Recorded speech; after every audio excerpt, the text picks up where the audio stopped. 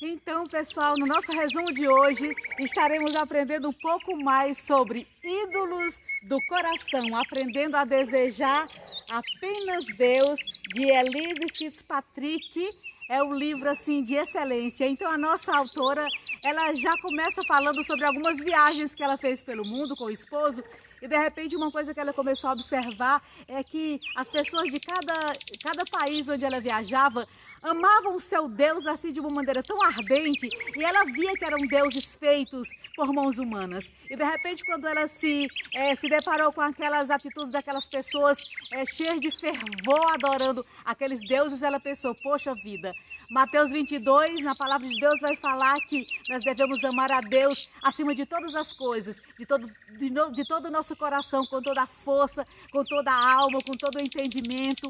E aí, de repente, ela pensou: poxa vida, eu e outras pessoas que conhecem o Deus Todo-Poderoso, o Criador dos céus e da terra, dos mares e de tudo quanto neles há, não amam, não devotam o seu Deus, assim como essas pessoas que têm um Deus que nem é o Deus Todo-Poderoso e o Deus verdadeiro. Então a nossa autora, ela começa a mergulhar nesse mundo da idolatria. E ela começa então a relatar para nós a vida de vários personagens bíblicos, como no caso de Raquel, não é? Raquel, ela mesma idolatrava a si mesma, sabia disso? A autora fala que Raquel parecia se idolatrar a si mesmo por causa da sua beleza. É tanto que Jacó, ele trabalhou 14 anos, não é? Para o pai de Raquel, para tê-la. Os primeiros 7 anos ele trabalhou e o pai de Raquel enganou, não deu Raquel, deu Lia no seu lugar, e depois a Jacó, então ele trabalhou mais 7 anos, né? Ele aceitou trabalhar mais 7 anos gratuitamente para o pai de Raquel, para poder tê-la em seus braços. Então Raquel, ela se sentia amada, ela se sentia desejada, provavelmente porque ela era muito bonita. E aí depois que Raquel se vê ali do lado do seu esposo, né? Mas ali também com a sua irmã Lia, sendo também a segunda esposa dele, e Lia dando filhos ao seu grande, né, Jacó. O que acontece? A Raquel agora, ela diz assim, ela fala para Jacó: dê-me filho, senão eu morro. E aí a nossa autora, não é?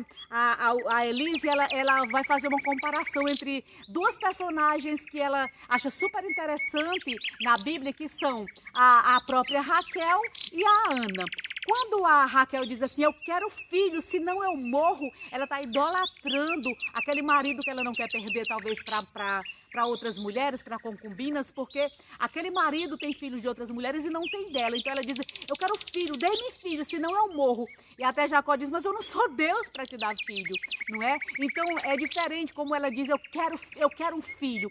E Deus dá um filho, sim, não é? Dá um filho, que é o José, dá para Raquel, mas aí ela não se contenta. Nunca Raquel está feliz, ela nunca é grata. Aí o que ela faz? Ela diz: eu quero mais filho. E aí quando Benjamim morre, quando Benjamim é gerado no ventre dela, ela morre, não é?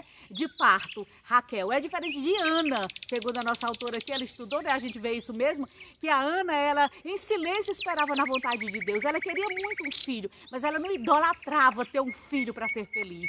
Então é interessante, Deus deu um filho para Ana, e ó, no caso de Raquel, né? Ela teve um filho e morreu de parto. Já Ana não.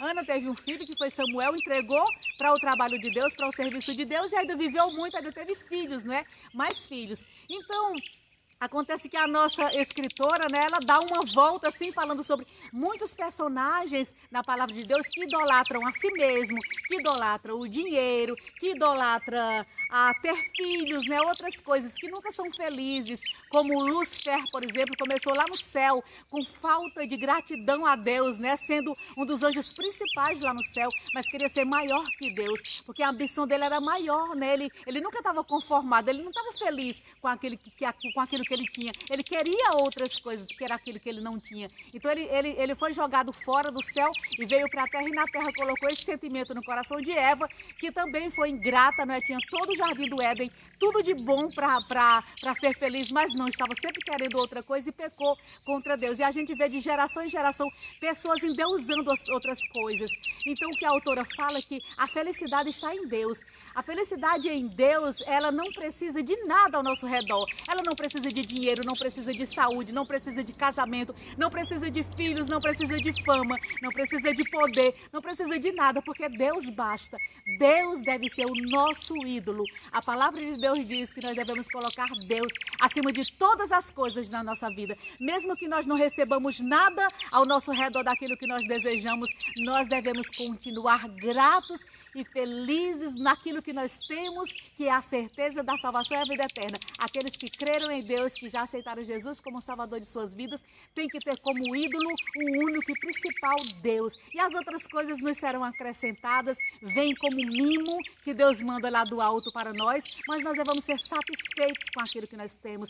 Para de murmurar, para de reclamar, para de querer sempre mais, não é? E deixar tudo de conformidade com a vontade de Deus, porque quando a gente deixa Deus fazer a vontade dele nas nossas vidas, a gente só ganha. A Bíblia diz que se a gente priorizar o reino de Deus, né, e a sua justiça, todas as outras coisas nos serão acrescentadas. Então é interessante como a autora fala, não é? Que a idolatria a coisas, a horários, a tempo, a viagens, a prazeres, não é? A conquistas. A gente está sempre colocando outras coisas em prioridade e deixando Deus em terceiro plano nas nossas vidas, segundo, terceiro, quarto, quinto plano nas nossas vidas. Quando Deus, olha só, estou debaixo do pé de acerola, gente. Deus, Ele cuida de nós, Ele nos dá tudo aquilo que nós precisamos para sobreviver. E precisamos priorizar o nosso Deus, precisamos colocar Ele como nosso Deus, o máximo. Aquele que vem primeiro, não é? Aquele que vem ao amanhecer. Tem um hino que diz que seja meu universo. Não quero dar-lhe as palavras como gotas. Quero que saia um dilúvio de bênção da minha boca. E diz que seja a luz na minha janela, que seja o meu primeiro pensamento, é o nosso Deus. Então, gente, muitos ídolos que nós temos guardado no nosso coração, insistido em guardar como pecado de estimação, porque é pecado, idolatria. Idolatria seja ela no que for. Todas as coisas que fazem com que Deus venha em segundo plano nas nossas vidas é a idolatria. A televisão, os afazeres, a escola, o trabalho, o marido, as conquistas, não é? As responsabilidades, qualquer coisa que nós venhamos a colocar em primeiro lugar, que não seja o nosso Deus, ele se torna idolatria, um ídolo no nosso coração. Então lancemos fora esses ídolos, né? Que nós venhamos então a priorizar o reino de Deus e a sua justiça nas nossas vidas, e todas as outras coisas nos serão acrescentadas. Então é isso, não deixemos ídolozinhos guardados dentro do nosso coração, que nós venhamos a enterrar, jogar fora de nós, não é?